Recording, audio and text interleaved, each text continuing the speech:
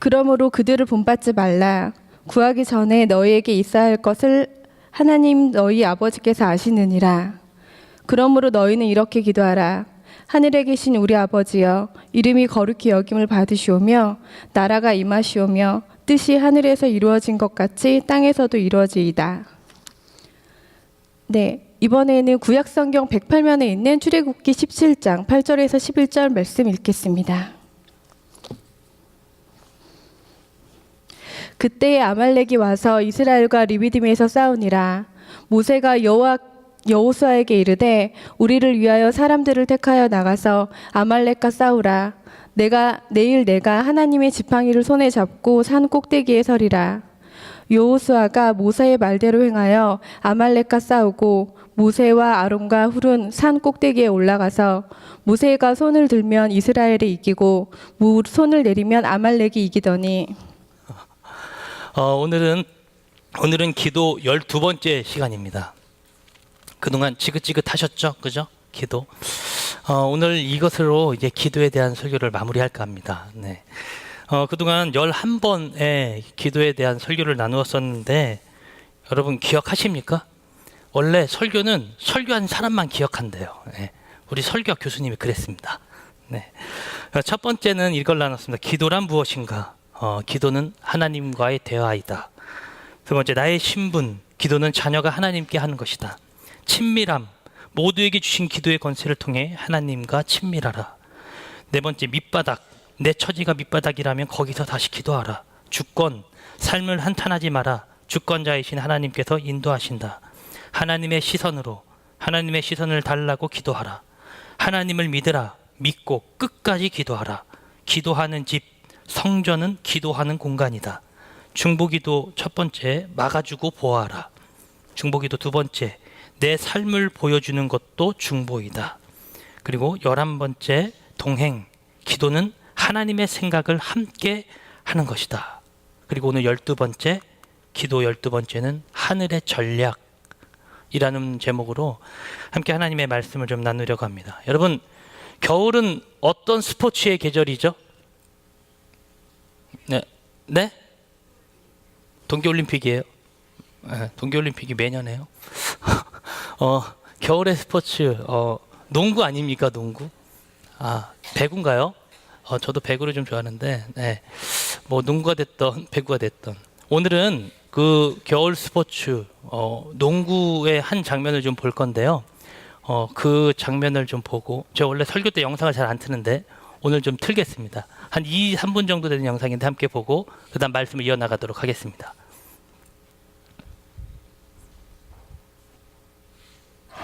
Popovich obviously upset with Manu.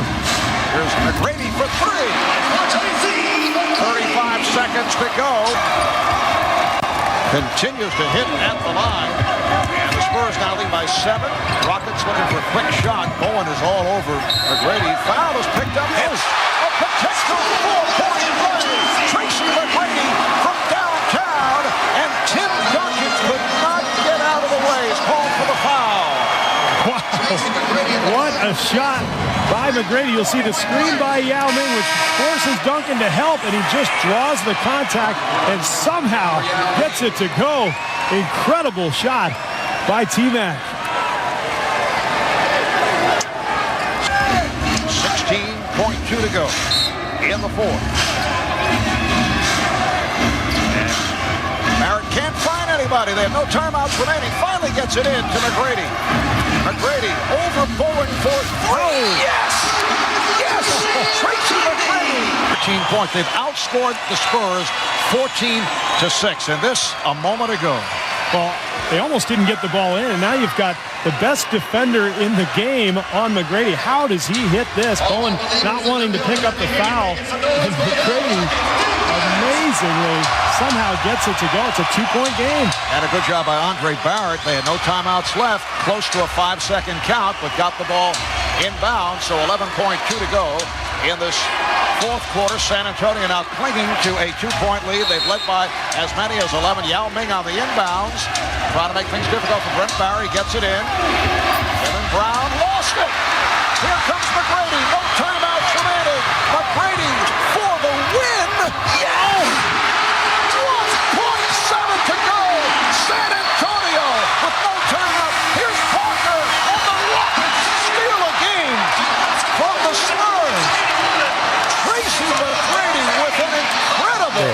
봐도 될 것 같습니다. 네.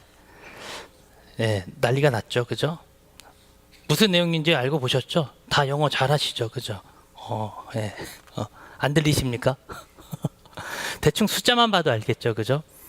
35초를 남기고 이 선수가 저는 농구를 잘 모르니까 맥그레이디라는 선수였습니다. 혹시 농구 좋아하시는 분들 이분 아십니까?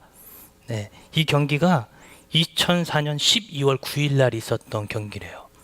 35초를 남겨놓고 한 15점 정도 차이 나는 점수를 이 한 선수가 단 35초 만에 3점 슛을 넣고 3점 슛 4개와 자유투 1개를 넣어서 총 13점을 넣습니다.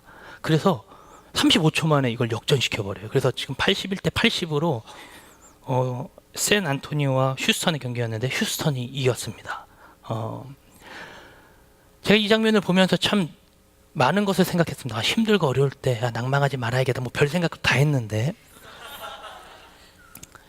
다 했는데 저는 이 선수보다 이 전략을 앞세운 감독이 집중이 좀 더 됐어요. 감독은 나오지 않았지만 모든 선수들이 한 선수에게만 패스를 했습니다. 바로 이 맥그레이디라는 선수죠. 이 선수가 이날 1쿼터부터 3쿼터까지 점수가요 12점밖에 안 돼요. 12포인트밖에 안 돼요. 그러니까 포워드인데 점수를 이 정도밖에 못 넣는다는 것은 그날 경기가 어땠다, 컨디션이 어땠다라는 거예요. 안 좋았다라는 거죠. 경기가 안 풀리고 슛도 잘 안 들어가는 그런 상황 가운데 근데 막판 4쿼터 35초를 남겨놓고 이 선수를 전략으로 앞세웁니다. 어떤 뜻이 있었는지는 자세히는 모르겠지만 모든 한 선수들이 이 5명의 선수가 이 선수에게 5명의 선수가 4명의 선수가 이 한 선수에게 계속해서 공을 패스해 주는 거예요. 그리고 이 선수는 끊임없이 3점 슛을 던집니다. 근데 기가 막히게도 그 3점 슛이 다 들어가는 거예요. 여러분 정확한 자세에서 던졌어요? 아니 그렇지 않죠, 그죠? 대부분 대충 잡고 던졌어요. 근데 이 슛이 다 들어가는 거예요. 저는 이 선수에게 어떠한 마법이 걸렸다 이런 것보다 한 팀이 정말로 한 팀을 이루어서 한 선수에게 모든 힘을 다 쏟았다라고 생각합니다. 가장 중요한 건 그 감독의 전략이었겠죠. 바로 이 전략을 가진 자가 승리한다라는 것입니다. 전쟁에서 중요한 건 전쟁의 중요한 요지를 점령하는 것이기도 합니다. 근데 그 중요한 요지를 점령하기 위해선 그것보다 앞서서 전략이 필요하다는 것입니다.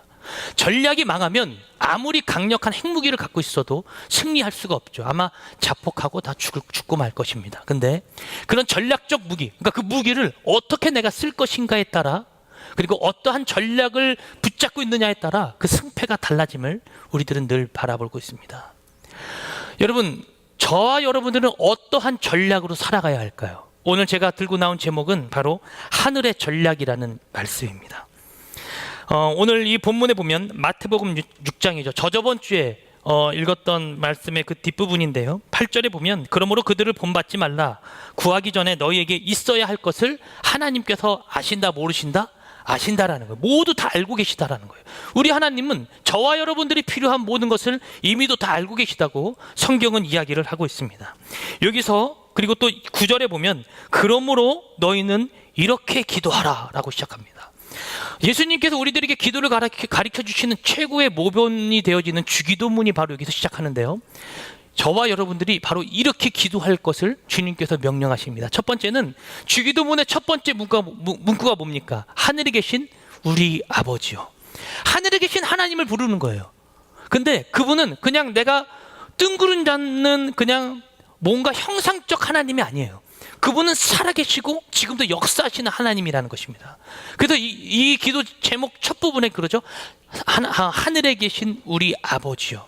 나의 아버지 되시는 아버지 되시는 당신이시여. 그리고 10절에 이렇게 9절 중간부에 이름이 거룩히 여김을 받으시오며 나라에 임하옵시며 뜻이 하늘에서 이루어진 것 같이 이 땅에서도 이루어지이다.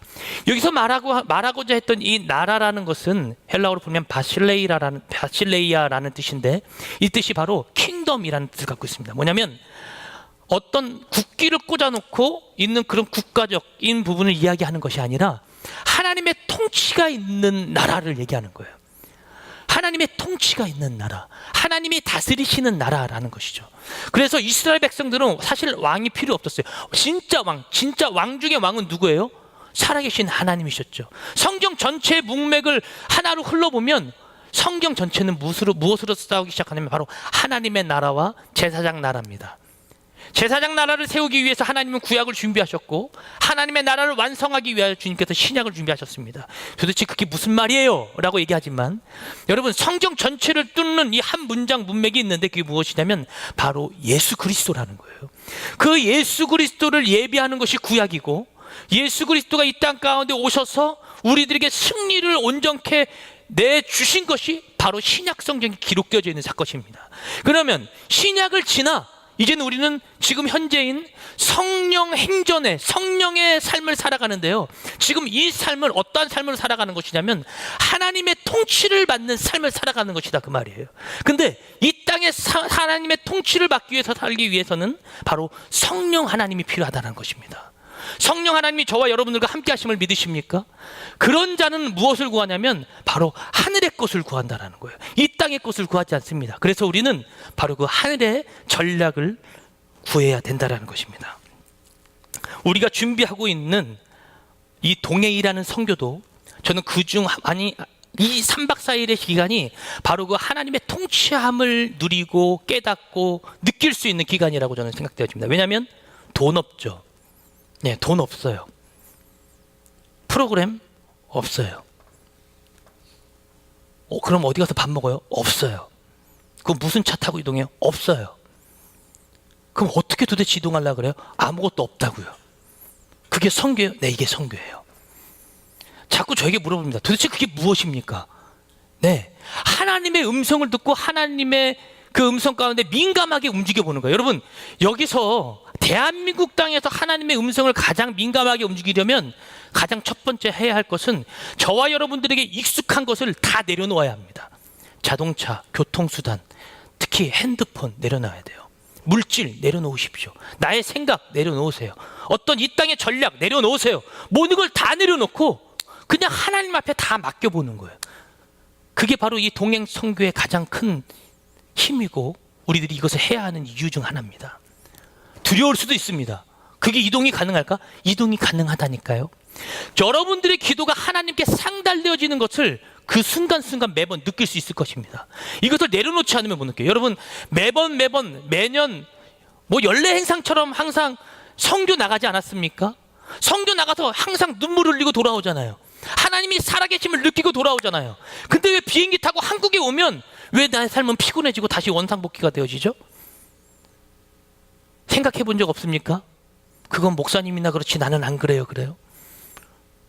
왜 그런지 아세요? 우리들의 익숙한 부분을 다시 우리들이 잡고 시작하기 때문이에요. 다시 왔잖아요. 물질을 잡기 시작해요. 다시 돌아왔잖아요. 핸드폰이 마구 터지는 거예요. 다시 돌아왔잖아요. 내 주변의 사람들이 그대로 살아가는 모습을 보잖아요.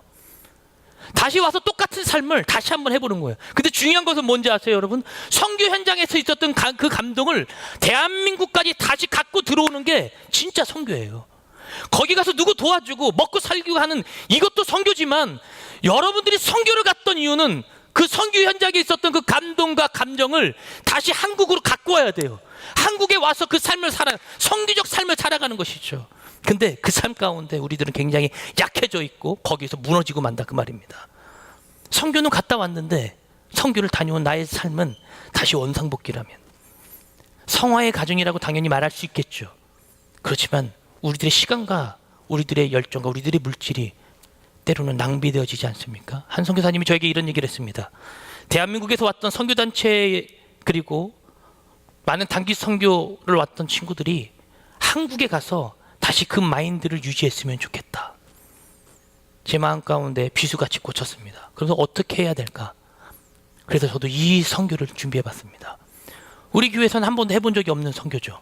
저도요. 여기 혹시 중고등부가 왔나요? 오늘 졸업하고 왔나요? 전역했어요? 한번 손 들어볼래요?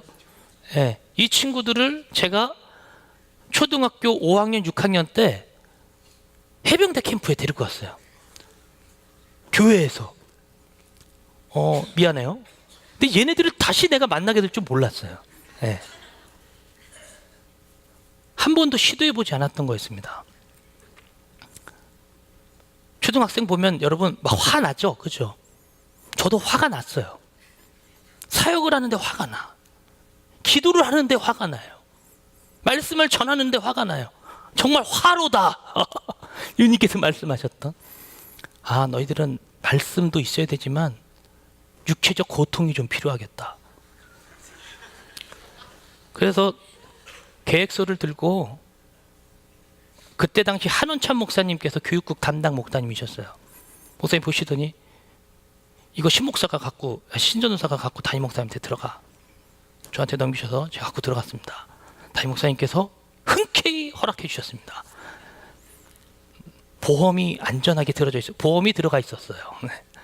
당시만 해도 굉장히 비싼 금액의 수련회였는데, 여러분 이 수련회는 우리 아이들이 원치 않았던 수련회입니다. 그거 아십니까? 얘네들 원치 않았어요.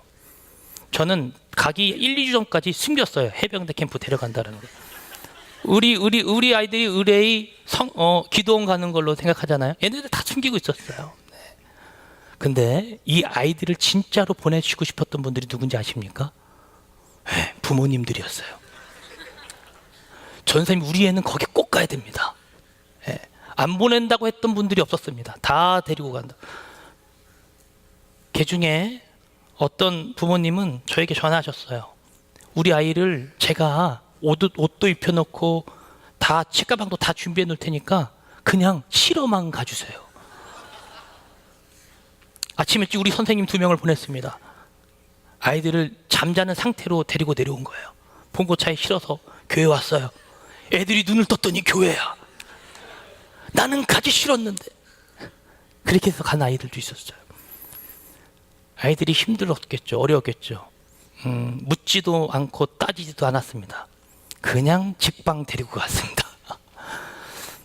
재밌는 아이들도 있었지만 그 아이들이 그 순간을 통해서 많은 것을 느끼고 깨달았을 거라고 생각합니다. 그 중에 나머지 피드백은 이제 10여 년이 지난 이 아이들에게 제가 한번 따로 받도록 하겠습니다. 하나님은 바로 이 전략적인 부분을 통하여 다음 세대를 세우길 원하시고 그 나라 가운데 통치적인 역사를 늘 우리들에게 원하신다라는 거예요. 여러분, 이 다음 세대들에게는 바로 이런 전략적인 부분이 필요합니다. 우리들이 어떤 프로그램으로, 어떠한 것으로, 어떤 행사로 이들을 양육할 수 있다라고 여러분 우리들은 착각하고 있습니다. 여러분, 이 땅의 교육이 우리를 변화시킵니까? 저는 좀 조심스럽지만 그럴 수 없다라고 생각합니다. 교육이라는 것은 그 다음 것을 원합니다. 무슨 말인지 아세요? 이 땅의 교육은 그 다음 것, 이거 했으면 그 다음 것을 원해요. 교육이라는 것은 그 다음 것, 이거보다 더 강한 것, 더 강력한 교육, 마스터할 수 있는 교육. 사람을 시키는 것은 교육이 아니라 그 다음 것이 없는 완전한 것입니다. 그것이 뭐냐면 바로 예수 그리스도의 진리입니다. 다음 것이 없는, 처음이요 마지막 되시는 완전한 것, 그것이 우리를 변화시킨다 그 말이에요. 이 땅의 교육으로 사람은 깨달을 수는 있어요. 근데 행함까지 나아가지 못합니다. 깨닫고 행함까지 나아갈 수 있게 하는 건 바로 이 성경 속에서 말하고 있는 바로 예수 그리스도인 줄로 저는 믿습니다. 바로 그분이 저와 여러분들을 변화시킨 것이고, 그 십자가 사건이 저와 여러분들이 이 땅 가운데, 지금 이 현장 가운데 예배자로 만든 것인 줄로 저는 믿습니다. 불꽃 기도의 금요일날 질문 중에 이런 질문이 있었습니다. 목사님, 한 가지 질문하겠는데요. 하나님이 우리들의 모든 인생을 다 알고 계시고 이미도 다 계획해 놓고 계셨다면서요. 근데 우리는 기도해야 돼요? 네, 기도해야 됩니다. 왜냐하면 하나님은 우리들의 계획을 알고 계신데 내가 그분의 계획을 모르기 때문이에요. 그래서 나는 기도해야 돼요. 그래서 그 계획이 뒤로 점점 퇴보되어질 수 있어요. 요나가 그랬지 않습니까? 하나님의 계획은 알았지만 니느웨에 가서 복음을 전해야 했던 그가 하나님의 계획을 저버리고 다시스로 돌아갔던 것, 도망갔던 것, 결국 끄집어다가 니느웨에 앉혀놓고 거기서 복음을 전하게 했던 것, 바로 이겁니다. 우리들의 인생 가운데 하나님은 분명히 계획해 놓고 계시고 우리들의 모든 인생 전반부를 하나님께서는 짜임새 있게 계획해 놓고 계십니다. 근데 우리들이 끊임없이 기도해야 되는 진짜 이유는 뭐냐면 내가 그분의 계획을 알아야 하기 때문이에요. 왜 친밀해져야 돼요? 여러분, 기도는 계속해서 말씀드렸지만 기도는 하나님의 나의 소원을 하나님으로부터 통하여 따내는 것이 기도가 아니에요. 한 일부분일 수는 있습니다. 나의 소원을 구하는 것 한 일부분일 수는 있어요. 진정한 기도란 무엇이냐면 나의 생각과 나의 뜻과 나의 감정을 하나님과 주고받는 것. 이것이 무엇입니까? 바로 대화라는 거예요. 기도란 주님과의 친밀함을 쌓아가는 대화예요. 친구를 만나면, 정말 친한 친구를 만나면 여러분 세계 평화를 논합니까? 아니면 우리들의 인생을 논하고 있습니까? 무슨 얘기를 합니까? 사실 쓸데없는 얘기 하잖아요. 진짜 친한 친구를 만나면 야, 이 새끼야 잘 있었어, 욕부터 나가잖아요. 친밀함이잖아요. 친밀함을 표현하는 것, 하나님과 내가 친밀해지는 거예요. 기도가 매일매일 계약서라고 생각해 보세요. 하나님 앞에 계약서야. 하나님, 요것 해주셔야 되고요, 요것 해주셔야 되고요, 요것 해주셔야 되고요, 요것 해주셔야 되고요, 요것 해주셔야 되고요. 예수님 이름으로 기도합니다. 아멘. 도장 꽝꽝. 이게 제 오늘 기도입니다. 계약서 같지 않습니까? 주님 앞에 맨날 계약서라면 이거 주님 피곤하지 않으시겠어요? 여러분, 어느 누군가 저와 여러분들에게 와서 대화하자 그러고 하는데 매일매일 얘기하는 게 계약서뿐이야. 너랑 나랑은 이거 해야 돼, 너랑 나랑은 요거 해야 돼. 야, 우리 이거 약속이다, 알겠지? 야, 잘 있어, 오늘 정말 즐거웠다. 정말 즐거울까요? 진짜 친밀함이란 나의 모든 것, 너 이거 해주고 저거 해주고 이거 해주고 이 부분만을 이야기하는 것이 아니라 진짜 하나님을 느끼는 거예요. 여러분, 연애 하시는 분도 있고 안 하시는 분도 계시죠? 남녀가 연애할 때 어떻습니까? 눈빛만 봐도 안다 그러잖아요. 그렇죠? 아직 그 단계가 안 왔습니까? 우리 뒤에 계신 어르신분들은 그 단계를 지나쳐서 이제 짜증나기 시작하셨죠? 그렇죠? 저도 이제 결혼 생활을 그렇게 오래 하지 않았지만 이제 10년 차거든요. 그러다 보니까 저도 이제 슬슬 집에서 어떻게 하면 나와야 될까라는 걱정을 하고 있습니다. 네. 네. 웃고 있는 분들은 모른다라는 얘기로 저는 간주하겠습니다. 그럴 때가 있어요. 네. 너무 잘 아는 거죠. 그와 친밀한 거예요. 하나님과 이 정도의 친밀함은 저는 우리 그리스도인들이 이 땅 가운데 구해야 된다라고 생각합니다. 관계하는 것이 계속해서 나의 요구만 구하잖아요. 그럼 그 관계는 비즈니스가 되어져 버려요. 하나님과 나는 비즈니스적 관계를 만드는 것이 아닙니다.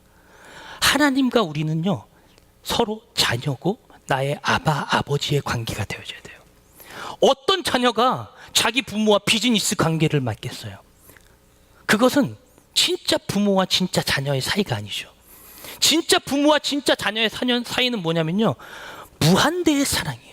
아낌없이 주는 거예요. 아낌없이 사랑하는 거예요. 엄마 아빠 나 왜 사랑해요? 이유 100가지만 대세요. 이유가 어디 있어요? 그런 자녀가 세상에 어디 있습니까?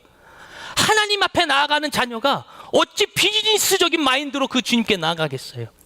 우리가 주님 앞에 나아가는 것은 비즈니스적 관계가 아니라 그 비즈니스를 바꾸기 위해서는요, 저와 여러분들 하나님과의 관계를 소통의 관계로 바꿔야 할 줄로 믿습니다.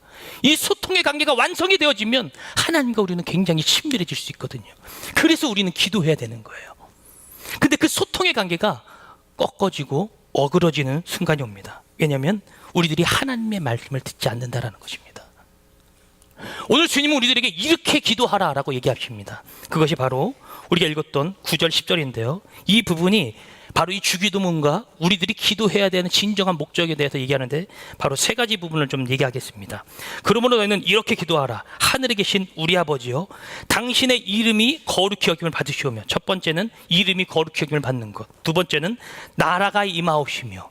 세 번째는 뜻이 하늘에서 이루어진 것 같이 이 땅에서도 이루어질 것이다.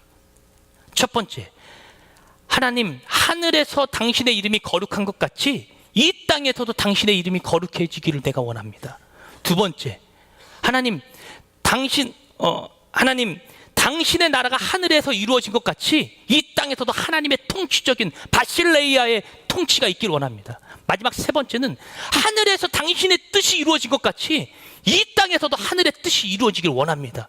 이것이 주님께서 우리들에게 너희는 이렇게 기도하라 그러고 말씀하신 세 가지 원칙이에요. 주기도문을 보면서 외우면서 무엇을 느끼셨습니까? 하나님이 우리들에게 원하시는 기도는 하나님 이것 해주시고 저것 해주시고 아니라고요.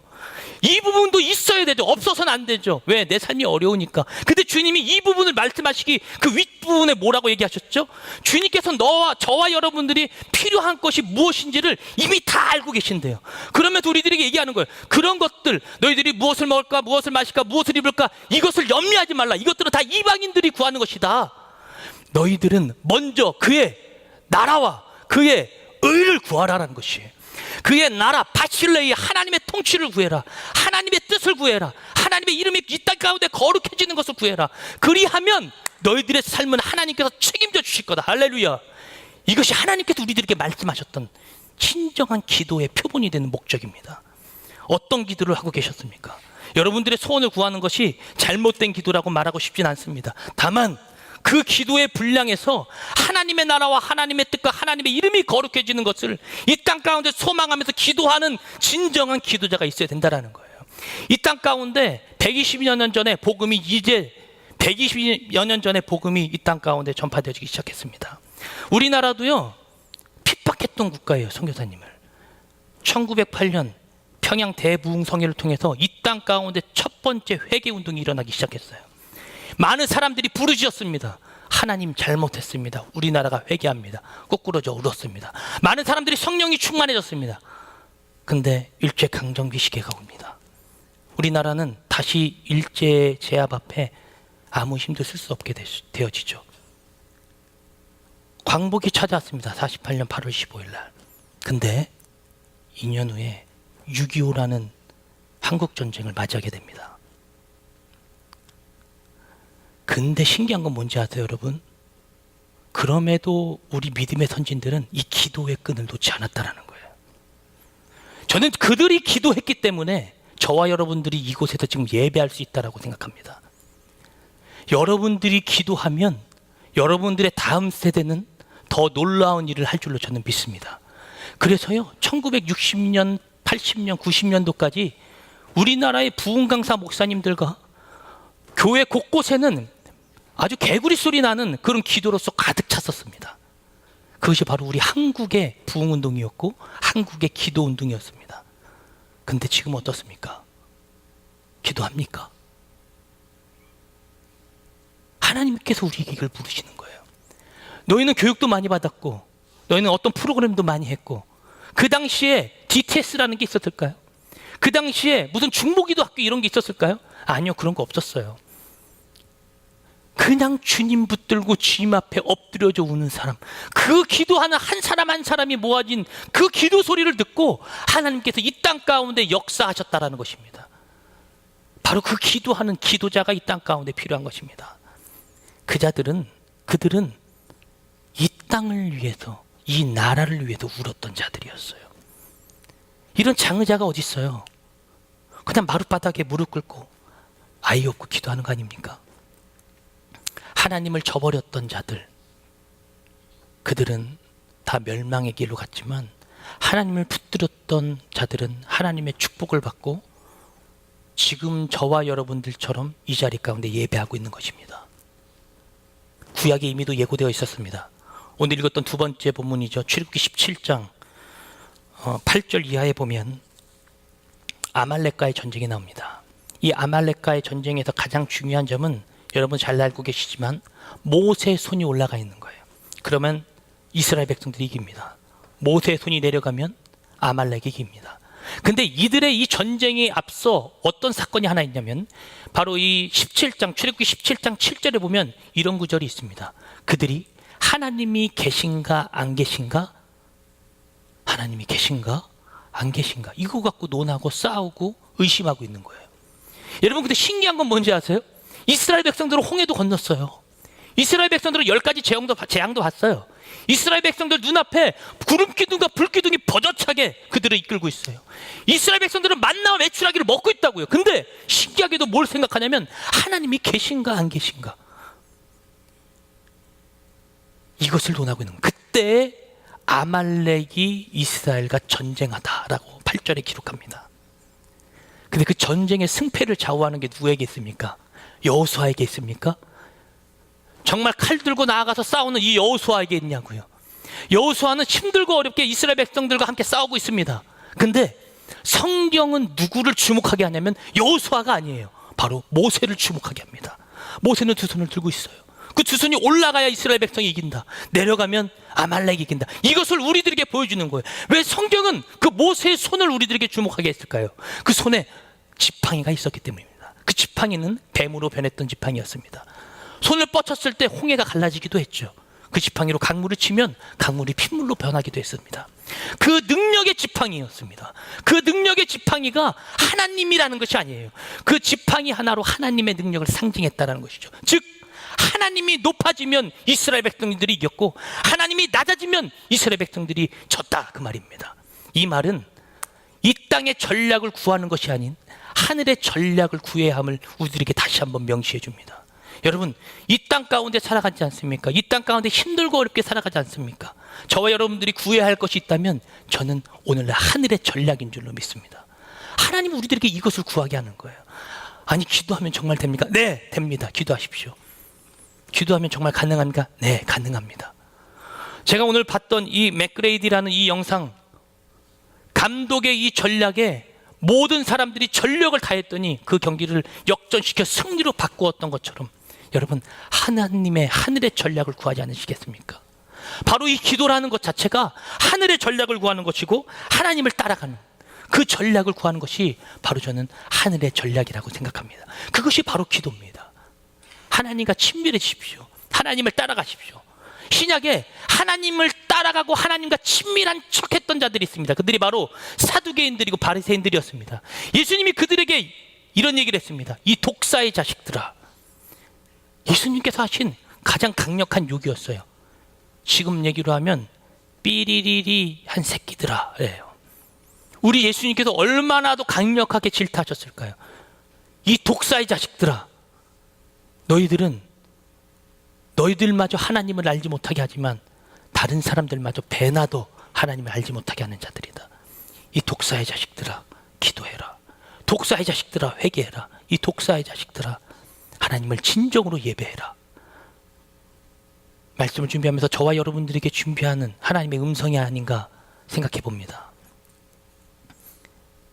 오늘 이것으로 기도 설교에 대한 부분은 마무리되어지지만 여러분, 이제부터 기도하셔야 됩니다. 영적 전쟁은 시작되어지고 하나님께서 이 기도의 훈련을 통해, 기도를 통해 저와 여러분들을 인생의 승리로 이끄실 것을 주님으로 확신하며 축원합니다.